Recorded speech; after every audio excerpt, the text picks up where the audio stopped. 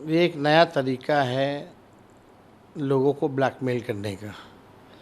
तो जो ये कानून जो नया लाए हैं कि भाई 30 दिन तक अगर जेल में रहिएगा तो मुख्यमंत्री हो या केंद्र मंत्रियों का पद जो है स्वतः समाप्त हो जाएगा।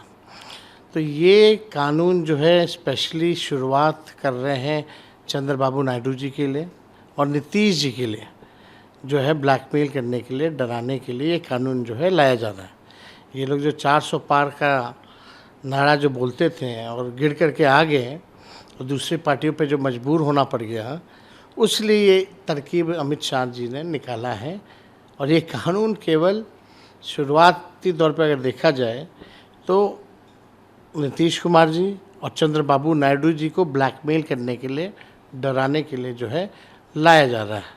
आप भी जान रहे हैं कि कई नीतीश जी के साथियों पर, अधिकारियों पे, खासम खासों पर ईडी, सीबीआई, इनकम टैक्स लगी हुई हैं। चंद्रबाबू जी के पीछे भी जो है एजेंसियां जो हैं लगी हुई हैं। तो उनको ब्लैकमेल करने के लिए एक नया कानून जो है ये इंट्रोड्यूस कर रहे हैं। इन लोगों का काम ही यही है कि नए नए तरकीब जो है लाओ और ब्लैकमेल करो, कानून बनाओ, ब्लैकमेल करो। लेकिन आप देखिएगा, पहले भी ईडी हो, सीबीआई हो, कई मुख्यमंत्रियों को अरेस्ट किया, जेल में रखा, लेकिन सब बड़ी हो गए।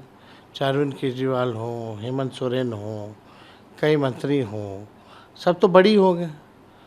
और मेमोरी तभी जाएगी जब तक गिल्टी अदालत जो है आपको दोषी जब तक नहीं मानेगी तब तक जो है मेमोरी नहीं जाती है।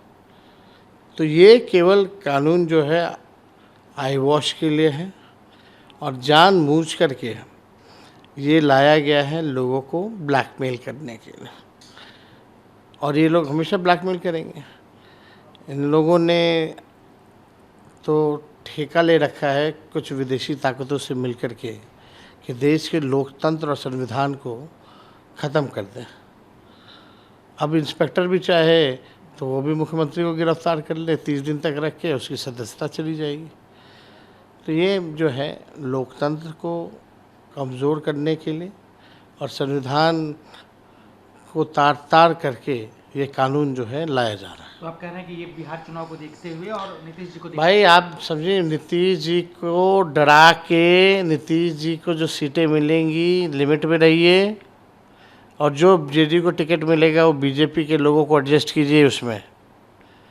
ये एक बड़ा खेल है और चंद्रबाबू नायडू जी को जो है साइज में रखने के लिए ये कानून जो है लाया जा रहा है। लेकिन नीतीश जी पर तो कोई ऐसा कोई मुकदमा नहीं है जिनसे वो डरे। उनके सारे साथियों पर है ना भाई। उनके साथियों से, उनके करीबियों से नीतीश जी तक पहुंचा जा सकता है। तो और अभी तो नया सीएजी का खुलासा आया है, 71,000 करोड़ का, हिसाबी किताब नहीं है।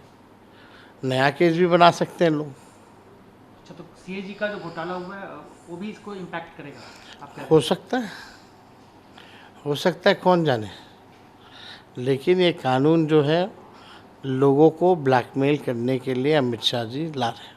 लेकिन तेजस्वी जी सवाल बोलूँ, बीजेपी का कहना है कि आप लोग जो हल्ला कर रहे हैं, विपक्ष हल्ला कर रहा है, क्यों कर रहे हैं? ये कानून तो सबके लिए है, बीजेपी के लिए भी लागू होगा, आरजेडी के लिए भी, जेडीयू के लिए, कांग्रेस के लिए भी, तो क्यों हल्ला कर रहे हैं? अभी सत्ता में कौन है? ईडी, सीबीआई, इनकम टैक्स किसके हाथों में है? ये तो देखना पड़ेगा ना। आप बीजेपी में जिसके लिए अमित शाह जी कहते थे कि चक्की पीसिंग एंड पीसिंग, आज उनको आप डिप्टी चीफ मिनिस्टर बना के घूम रहे हो। तो इनका दोहरा चरित्र सब लोग जानते हैं। एसआईआर का क्या इम्पैक्ट आपको दिख रहा है? जो आप लोग जनता में रोष है, गुस्सा है। अब तो जन लोग यही बोल रहा है, जनता यही बोल रही है, वोट चोर गद्दी छोर। मोदी जी भी बिहार आ रहे हैं, इधर आप रैली वो आएंगे, वो हमेशा आते रहेंगे, कोई इम्पैक्ट नहीं है उसका। डरे हुए लोग हैं और जान रहे जनता में अब पकड़ नहीं रह गया। और यहाँ भाजपा के लोग या उनके अलायंस के लोग नालायक लोग हैं, उन लोगों से कुछ होने वाला नहीं है, तो आते रहते हैं। क्या ये जो बिल आ रहा है बाकी ही आप कह रहे हैं कि खराब खतरनाक है, किसी को भी जेल भेजा सकता है, तो क्या ऐसे में आप आम लोगों के बीच में जाएंगे ये बिहार देखिए में? एकदम स्पष्ट है कि भाई ये नीतीश जी और चंद्रबाबू नायडू से इस कानून की शुरुआत होने जा रही है, उनको साइज में रखने के लिए। क्या अगर आपकी सरकार आती है, क्योंकि आप ऐसा दावा कर रहे हैं कि आप महागठबंधन की सरकार आ रही है, तो ऐसे में तो आप पे कई केस हैं, तो हो सकता है कि आने वाले दिन में आपको भी गिरफ्तार करके आपकी सरकार गिरा दी जाएगी तब? करने को कुछ भी लोग करें तो हम लोग डरने वाले थोड़ी, हम लोग लड़ ही रहे हैं। कम प्रयास थोड़ी इन लोगों ने किया है अब तक। हम लोग डर जाए झुक जाए ये हो नहीं सकता।